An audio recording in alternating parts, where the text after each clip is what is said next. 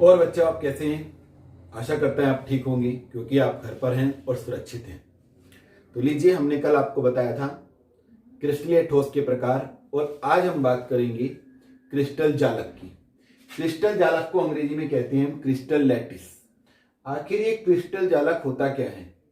Crystal जालक का मतलब ये है कि ये जो स्पेस है, देखो स्पेस माने अंतरिक्ष भी होता है और स्पेस माने स्थान भी होता है। स्थान मतलब कोई भी स्थान, यहां वहां सब।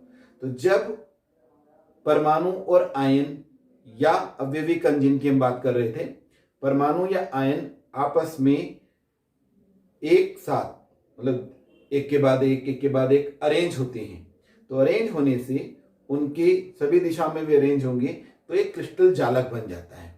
तो इसे हम ऐसे कहेंगे कि किसी क्रिस्टल जालक का तात्पर्य यह है कि अंतराकाश में जब समान परमाणु एक नियमित अंतर के बाद स्थित होते हैं तो उनसे एक आकृति उत्पन्न होती है। जब वो नियमित अंतर बार बार पुनरावृत्ति को प्राप्त होता है तो उससे हमें क्या प्राप्त होती है? एक आकृति प्राप्त होती है, जिसको हम पूर्ण रूप से क्रिस्टल जालक कहते हैं। जैसे मैं आपको ये एक चित्र बनाकर दिखा रहा हूं, आप इसकी तरफ देखिए।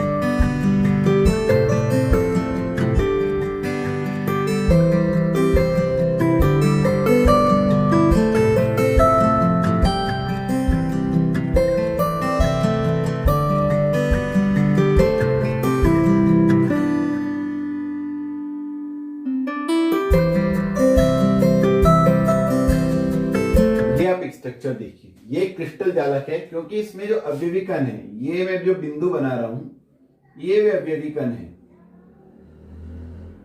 जो एक नियमित पैटर्न के बाद अंतराकाश में पुनरावृत्ति को प्राप्त होते हैं।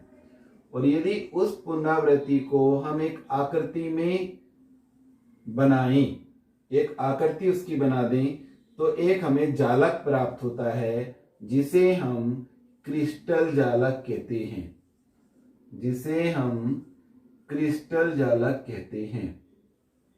तो आपको ये समझ में आ गया होगा कैसे क्रिस्टल जालक बन रहा है। इसमें अगर आप देखेंगे तो ये कुछ आकृतियां हैं घनाकार, जैसे मैं आपको शेड करके बता रहा हूं, ये इतनी आकृति,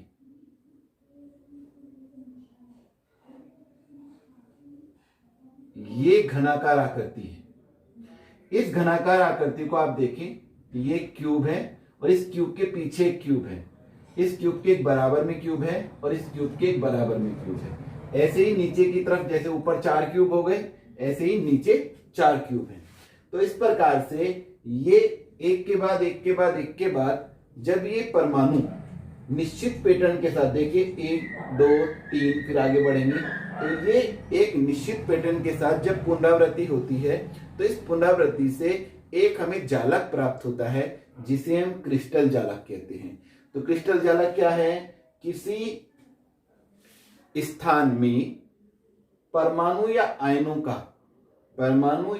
का एक निश्चित पैटर्न में बार बार पुनरावृत्ति को प्राप्त होकर एक जालक बना देना क्रिस्टल जालक कहलाता है। इसमें आप देखें कि ये जो निश्चित आकृति है ये हमारी ये निश्चित ज्यामितीय आकृति बन जाती है क्यूब के आकार की। ठीक है, तो इससे हमारा एक क्रिस्टल जालक बन जाता है। समझ में आ गया आपको क्रिस्टल जालक कैसे बनता है। तो ये जो ये आप देख रहे हैं जो एक क्यूब की आकृति है घनाकार, इसे हम एकक कोष्टिका या यूनिट सेल कहते हैं। यूनिट सेल या एकक कोष्टिका। मैं आपको एक बात और बता देता हूं, जैसे आप देखिए ईंट लगाते हैं, ईंट का एक पूरा का पूरा क्या होता है, एक चट्टा ईंट का लगा दें, तो जो ईंट है उस ईंट की पुनरावृत्ति की गई है चट्टा लगाने के लिए, और वो पूरा जो चट्टा प्राप्त हुआ उसे हम क्रिस्टल जालक कहेंगे। और उसके जो कॉर्नर्स हैं उन कॉर्नर्स को हम उन कॉर्नर्स, देखिए यहाँ कॉर्नर है, तो इस कॉर्नर पर जो हमारे परमाणु स्थित रहते हैं, तो इन परमाणुओं का हमारा क्या है, बार बार पुनरावृत्ति, या हम कह सकते हैं एकक कोष्टिका के बार बार दोहराव करने से जो एक जालक प्राप्त होता है उसे हम क्रिस्टल जालक कहते हैं। ठीक है, क्लियर हो गया। तो ये हमारी एक यूनिट है एकक कोष्टिका। अगर हम इसमें देखें तो इसमें 8 एकक कोष्टिका हमारी दिखाई देती है। ठीक है, अब इसी एकक कोष्टिका में मैं आपको कुछ बातें और बता दूंगा, फिर उसके बाद हम एकक कोष्टिका की परिभाषा पढ़ेंगे, बात करेंगे अब एकक कोष्टिका की। एकक कोष्टिका का मतलब होता है एक घनीय आकृति। घनीय आकृति जैसे ये है,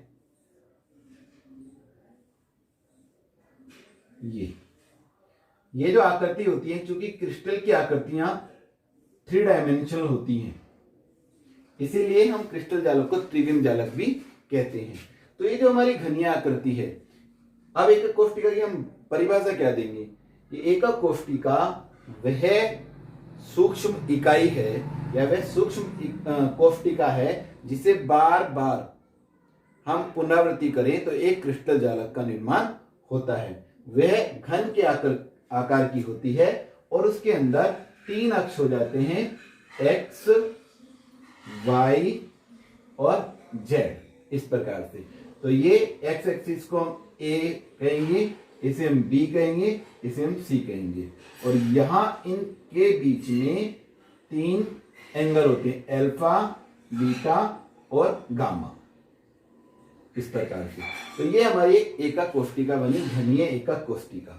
तो ये अभी इसमें मैं आपको कुछ चीजें और समझा देता हूं कि एकक कोष्टिका में क्या होता है। एकक कोष्टिका में एक ये जो सतह है, ये वाली आप देख रहे हैं, ये इन्हें हम फलक कहते हैं। फलक, फेस। जैसे ये देखिए आप, ये घनाकार की आकृति है, ये बच्चे जो खेलते हैं वही है।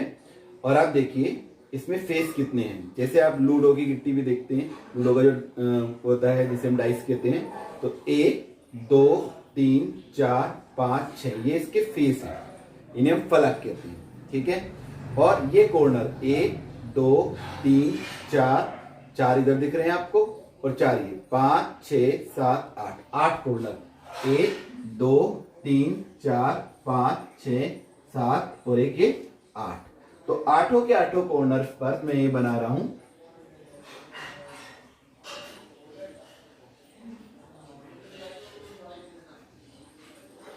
परमाणु।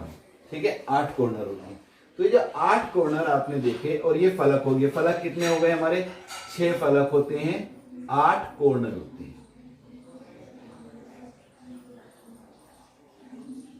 इसे आपको एक बार थोड़ा सा दिमाग लगा के आप समझ लीजिए, एक बार ये समझ में आ गया फिर आपको कोई परेशानी नहीं होगी। तो ये हमारे 6 फलक हैं, 8 कॉर्नर हैं, और ये हमारी 3 भुजाएं एक्स, वाई, जेड, जिसे हम ए बी सी से रिप्रेजेंट करेंगे, और इनके बीच बनने वाले कणों को हम अंतःकोण कहते हैं। इनका नाम होता है अल्फा, बीटा और गामा। ठीक है, ये समझ में आ गया आपको। एकक कोष्टिका की परिभाषा भी आपको समझ में आ गई कि वह घनीय आकृति जिसको बार बार दोहराने से एक क्रिस्टल जालक प्राप्त होता है, हमारी क्या कहलाती है, एकक कोष्टिका कहलाती है। यह किसी क्रिस्टल जालक की इकाई होती है। इकाई माने उससे, जैसे पूरी एक चट्टा था, उस चट्टे में जो ईंट है वो उसकी एक इकाई होगी, बार बार उसको पुनरावृत्ति करेंगे तो चट्टा प्राप्त होता है।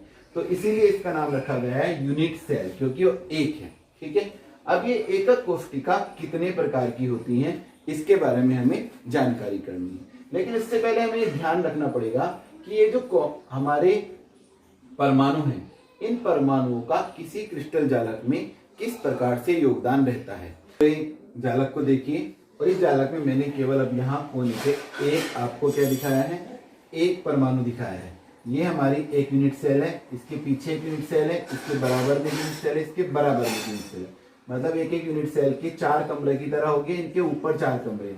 तो ये अगर हम देखते हैं तो ये इस कमरे में दिखाई देगा, देखो एक हिस्सा ये दिखाई दे रहा है, एक ये दिखाई दे रहा है, एक हिस्सा इधर दिख रहा है, एक इधर दिख रहा है। और इसी प्रकार से चूंकि ये गोल है तो चारों में भी इतना हिस्सा इसका दिखाई देगा। ठीक है, तो इसलिए हम इसे कहते हैं कि जो कॉर्नर का हमारा परमाणु होता है उसका जो कंट्रीब्यूशन होता है वो कितना होता है, वो होता है 1/8, क्योंकि एक यूनिट सेल में वो केवल एक परमाणु होते हुए 1/8 दिखाई देगा। और अगर हम बात करें फेस वाले की, तो देखिए जैसे ये फेस है हमारा, यहां से हम पूरा एक फेस दिखाते हैं आपको, ये वाला आप देख लीजिए। जैसे आपकी ये एक यूनिट सेल हो गई, दिस वन, ये आपकी एक यूनिट सेल कंप्लीट, ये वाली, इसे आप देखिए, ये आपकी एक यूनिट सेल है। ये इस यूनिट सेल का हमने ये वाला फेस लिया, जो फेस लिया है हमने उसे हम दिखा रहे हैं आपको, ये वाला फेस लिया हमने। ये इस फेस में अगर यहां एक परमाणु है बिल्कुल बीचों बीच, तो ये परमाणु हमारा केवल इस वाली यूनिट सेल में दिखाई देगा। और कहां दिखाई देगा, इस वाली यूनिट सेल में, जो इसके बिल्कुल बराबर में रखी गई यूनिट सेल है, बिल्कुल मिला के जो रखी है हमने यूनिट सेल, ये वाली, ठीक है, इसमें दिखाई देगा, इस वाली यूनिट सेल में, क्योंकि ये फेस पे है, तो इसके फेस में आएगा और इसके फेस में आएगा। तो ऐसी स्थिति में हम देखते हैं जो फेस होता है, ठीक है, उस फेस का, जैसे फेस वाला आप ऐसे भी समझ सकते हैं कि जैसे हमने एक 2 कमरे बराबर बराबर हैं, तो जो हमारा कमरा होता है उस कमरे में हमने एक खिड़की लगाई है एक फेस पे, तो वो खिड़की हमारी उस कमरे में भी खुलेगी और इस कमरे में भी खुलेगी। तो हमारा 2 लोगों का इसमें क्या हो गया, प्रतिभाग हो गया, इसलिए वो 1/2 कहलाता है। ठीक है, और जैसे हमने एक पूरा कमरा लिया है, एक यूनिट सेल है, उसमें हमने क्या लगा दिया, बीचों बीच में एक पंखा लगाया है। ठीक है, तो वो जो पंखा है वो हमें केवल उसी कमरे के अंदर होता है, क्योंकि वो बीच में लगाया गया है, तो ना तो इस कॉर्नर पे है ना फेस पे, बीचों बीच लटका दिया गया, तो वो उसी एक कमरे का एक फैन माना जाता है। तो इसलिए जो पूरी बॉडी के केंद्र में परमाणु होगा उसका योगदान पूरा होगा, जैसे एक पंखे का होता है। खिड़कियां हमेशा 2 चीजों को जोड़ती हैं, तो खिड़कियां हमेशा हमारे 1/2 योगदान देंगी। और एकक कोष्टिका के प्रकार के बारे में जानकारी करते हैं। एकक कोष्टिका के प्रकार में पहला, ये 2 प्रकार की होती है मुख्य रूप से। पहला प्रकार है हमारा आद्य या सरल एकक कोष्टिका, इसे हम सिंपल या प्रिमिटिव यूनिट सेल भी कहते हैं। ठीक है, वह एकक कोष्टिका जो घन के आकार की होती है तथा जिसके 8 कॉर्नर पर एक एक परमाणु पाया जाता है, सरल एकक कोष्टिका कहलाती है। ये देखिए जो हम यूनिट सेल बना रहे थे वो सरल एकक कोष्टिका कहलाती है। ये बन गई सरल एकक कोष्टिका। ये इसके 8 के 8 कॉर्नर पर 8 परमाणु होते हैं।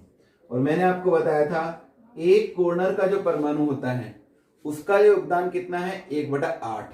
तो कुल परमाणु कितने होंगे, कुल परमाणु एकक कोष्टिका में सरल वाली में कितने हो जाएंगे, परमाणु है 8 कॉर्नर पे, लेकिन एक का योगदान कितना है, 1/8। तो 1/8 गुना 8 करेंगे बराबर 1, तो कुल परमाणु की संख्या आ गई 1। तो इसलिए माना जाता है कि जो सरल एकक कोष्टिका होती है उसमें कुल परमाणु की संख्या 1 होती है। क्लियर हुआ। अब दूसरे नंबर की जो एकक कोष्टिका है वो जानेंगे। 2 नंबर की एकक कोष्टिका है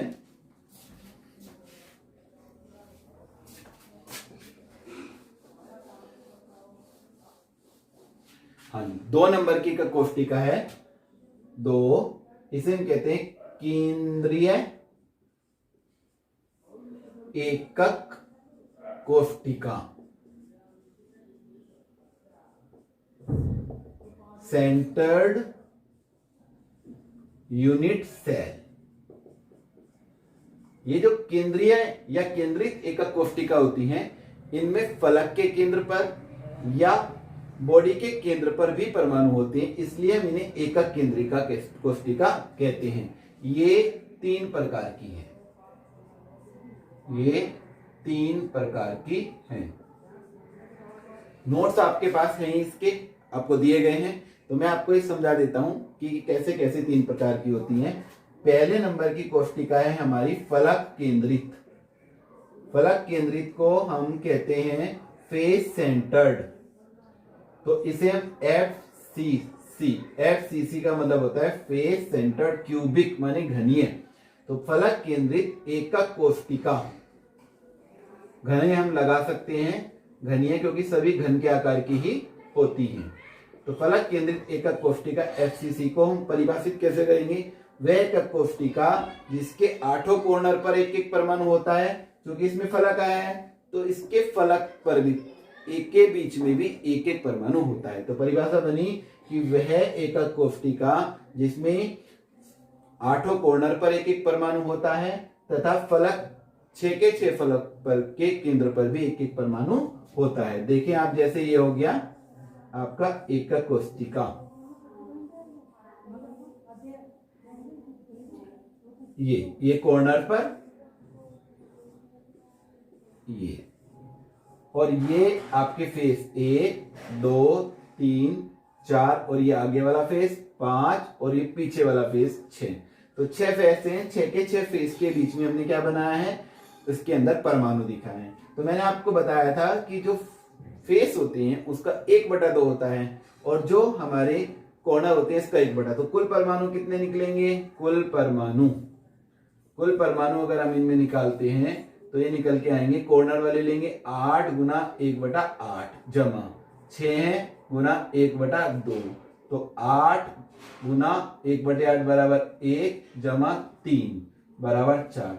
तो जो FCC एकक कोष्टिका होंगी फलक केंद्रित, उनमें कुल परमाणुओं की संख्या कितनी होगी? 4। क्लियर हो गया? चलिए आगे बढ़ते हैं। इसमें दूसरे नंबर की एकक कोष्टिका होती है काय केंद्रित। काय केंद्रित का मतलब होता है बॉडी सेंटर्ड, इस BCC हम इसे कहते हैं, और इसे हम अंतः केंद्रित भी कहते हैं। काय केंद्रित या अंतः या काय केंद्रित एकक कोष्टिका भी हम इसे कहते हैं। तो इसमें क्या होगा कि जो 8 कॉर्नर हैं, इन 8 कॉर्नर पर एक एक परमाणु होता है तथा एक परमाणु बिल्कुल बीचों बीच होता है। ये किसी फलक पे नहीं है, बिल्कुल बीचों बीच परमाणु उपस्थित होता है। उस परमाणु का योगदान मैंने आपको बताया था 1। तो कुल परमाणु इसमें कितने हो जाएंगे? कुल परमाणु का योगदान अगर हम इसमें देखेंगे तो 8 कॉर्नर का 8 गुना 1/8 जमा 1 गुना 1, तो ये हो गया 1 और 1 2। तो इस तरीके से जो BCC एकक कोष्टिका होती हैं उनमें कुल परमाणुओं की संख्या कितनी होती है? 2 होती है। क्लियर हो गया आपको? ये आपको बहुत याद रखना है कि FCC में कुल परमाणुओं की संख्या 4 होती है, BCC माने काय केंद्रित में कुल परमाणुओं की संख्या हमारी कितनी होती है? 2 होती है। ये वाला आपको परमाणु दिखाई दे रहा है, ये किसी फेस पे नहीं है, ये बिल्कुल बीच में लटका हुआ है, बीच में बॉल जैसे पंखा लटका रहता है ना, ऐसे ये पूरा परमाणु लटका है, इसलिए इसका योगदान 1 होता है।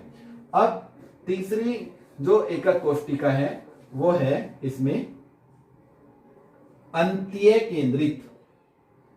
अंतीय जो शब्द बना है ये बना है एंड से, END एंड, ECC भी हम इसे कहते हैं।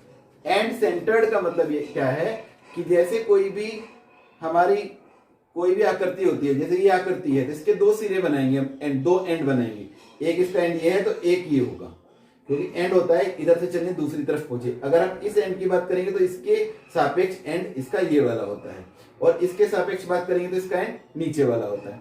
तो जब एक ऐसी कोष्टिका जिस कोष्टिका में 8 के 8 कॉर्नर पर तो परमाणु होते ही हैं, लेकिन दोनों अंत समझिए सिरे, दोनों सिरों के फलक जो है उन फलक पर भी एक एक परमाणु होता है। आमने सामने वो हम कोई से पर भी ले सकते हैं।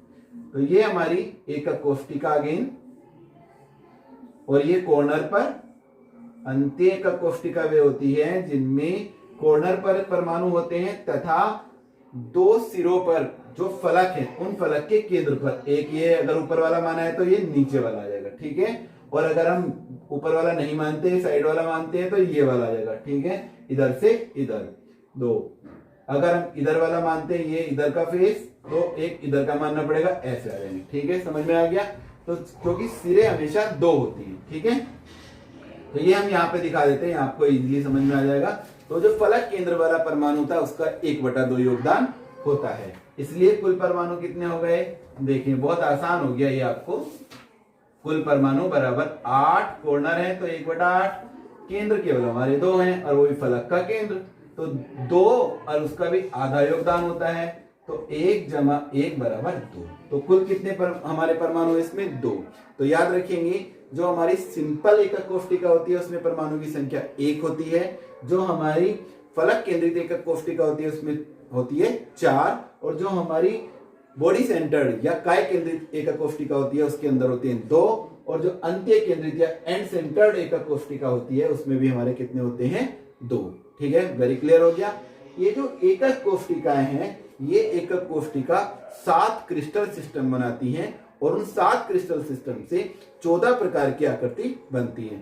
7 क्रिस्टल सिस्टम कौन कौन से होते हैं ये आपको विशेष रूप से याद करने की कक्षा 12 में आवश्यकता नहीं है, लेकिन फिर भी हम उनका एक ब्रीफ आपको दे देंगे जिससे आपको पता लग जाएगा, ठीक है। तो ये आप चित्र के माध्यम से अभी समझ लेंगे कि 7 कौन कौन से होते हैं, ठीक है। तो ध्यान रखेंगे आप, ये हमारा पूरा का पूरी एकक कोष्टिका के बारे में जानकारी आज आपको हमने दे दी है। इन्हें आप कम से कम 4 बार जरूर पढ़िएगा, क्योंकि इस चैप्टर में विशेष जान जो होती है वो इन एकक कोष्टिकाओं से ही होती है, ठीक है। तो अब हम आपको बता देते हैं 14 ब्रेवे जालक, ब्रेवे वैज्ञानिक का नाम है, और उन जालकों को 14 प्रकार के जालक प्राप्त हो जाते हैं, इसलिए हम उन्हें ब्रेवे जालक कहते हैं। अब हम वो आपको डिस्कस करते हैं।